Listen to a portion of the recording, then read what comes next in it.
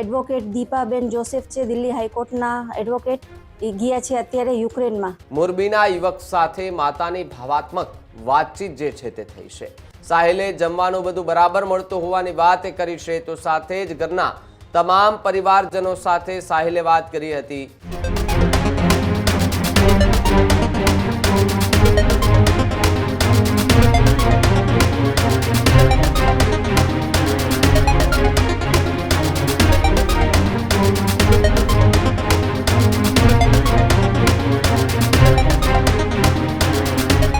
તરફ સમાચાર મોરબીથી સામે આવી રહ્યા છે. મોરબીના સાહિલ માજોઠી કેસને લઈને મોટી અપડેટ જે છે તે જોવા મળી રહી છે. મોરબીનો સાહિલ માજોઠી કે જે યુક્રેનમાં ફસાયેલો છે, ઘણા લાંબા સમયથી એમના વિડીયો જે છે તે સામે આવતા હોય છે. એમના ઘર પરિવાર હાલ ચિંતામાં જોવા મળી રહ્યા છે અને એની વચ્ચે મોરબીના યુવક સાથે માતાની ભાવાત્મક વાતચીત જે છે તે થઈ છે. વિડીયો કોલ મારફતે યુક્રેનથી સાહિલ માજોઠીએ પોતાની માતા સાથે વાત કરી છે. મોરબી સ્થિત માતા હસીનાબેન સાથે પોતાના દીકરાએ વાત કરી છે. ત્યારે સુપ્રીમ કોર્ટના એડવોકેટ અને સામાજિક કાર્યકર એ યુક્રેન પહોંચ્યા હતા, જ્યાં દીપા જોસેફે યુક્રેન જઈ અને સાહિલની મુલાકાત પણ કરી છે. સાહિલે જમવાનું બધું બરાબર મળતું હોવાની વાત કરી છે, તો સાથે જ ઘરના તમામ પરિવારજનો સાથે સાહિલે વાત કરી હતી. સાહિલ માજોઠી ભણવા માટે યુક્રેન ગયો હતો. સાહિલનો આરોપ છે કે એમને ડ્રગ્સ કેસમાં ત્યાં ફસાવી દેવામાં આવ્યો અને ત્યારબાદ તેને સેનામાં જોડી દેવામાં આવ્યો અને યુદ્ધના મેદાનમાં જે છે તે ઉતારી દેવામાં આવ્યા. આપણા સ્ક્રીન પર દ્રશ્યો દેખાઈ રહ્યા હશે કે જ્યાં સાહિલ માજોઠી પોતાની માતા સાથે લાંબા સમય બાદ જે છે તે વિડીયો કોલના માધ્યમથી વાત કરતો દેખાઈ રહ્યો છે અને યુક્રેનની ભાષામાં પણ તેમનો એક વિડીયો વાયરલ થયો હતો. ત્યારબાદ હિન્દી ભાષામાં એક વિડીયો જે છે તે સામે આવ્યો હતો અને આરોપ લગાવ્યો હતો કે હું એક નહીં, અહીંયા 80 જેટલા લોકો એવા છે કે જેમને ડ્રગ્સ કેસમાં ફસાવી અને સેનામાં ઉતારી દેવામાં આવે છે. સેનાના કપડાં પહેરાવી એમના હાથમાં બંદૂક થમાવીને મેદાનમાં ઉતારી દેવામાં આવે છે કે જાઓ તમે હવે સેનામાં આવી ગયા છો. આ પ્રકારની વાત કરવામાં આવી રહી છે. જોકે સાહિલ માજોઠી જે છે તે ત્યાં ભણવા માટે ગયો હતો, પરંતુ ભણવાનું તો દૂર, ઘણા લાંબા સમયથી તે હાથમાં ચોપડી પણ નથી લીધી, પરંતુ હાથમાં બંદૂક લઈને ફરે છે તેવી વિગતો એમણે ત્યારે કહી હતી.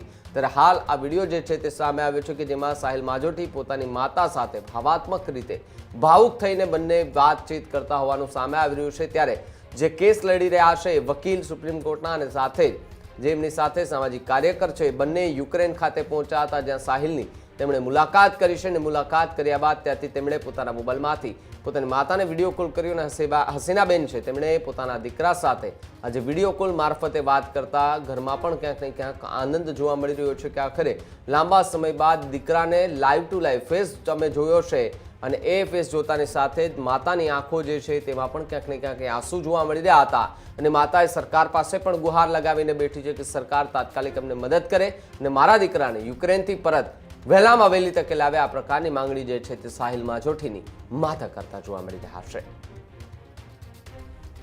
સાહિલ રશિયામાં સ્ટડી માટે ગયો હતો, પછી અહીંયા એને ખોટા ડ્રગ્સના કેસમાં ફસાવી ને યુક્રેન તરફ વોરમાં મોકલવામાં આવ્યું સાહિલને. પછી સાહિલે યુક્રેનનો બોર્ડર પાર કરીને યુક્રેનમાં અત્યારે છે ને યુક્રેનથી અમારા એડવોકેટ દીપાબેન જોસેફ છે, દિલ્હી હાઈકોર્ટના એડવોકેટ. એ ગયા છે અત્યારે યુક્રેનમાં જઈને સાહિલ હારે અમારી ફેસ ટુ ફેસ વાત કરાવી, વિડીયો કોલથી વાત કરાવી.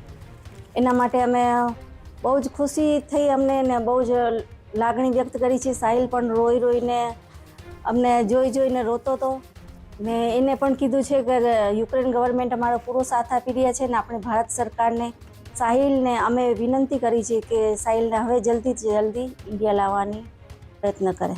ઘણા સમય પછી તમારા ચહેરા પર ચમક જોવા મળી, કેટલા ટાઈમે તમે સાહિલની અમારી વાત થઈ હતી 2024માં છેલ્લી વાત થઈ હતી.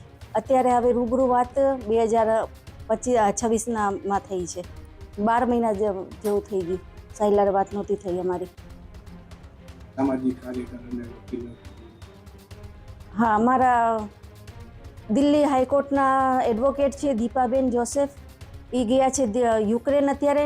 એ યુક્રેનમાં જઈને સાહિલ હારે વાત કરાવી. એ બિલકુલ જ ફ્રીમાં અમારી મદદ કરી રહ્યા છે ને અહીંયા મોરબીમાં પણ અમારા એક એડવોકેટ છે ચિરાગ કારિયા કરીને.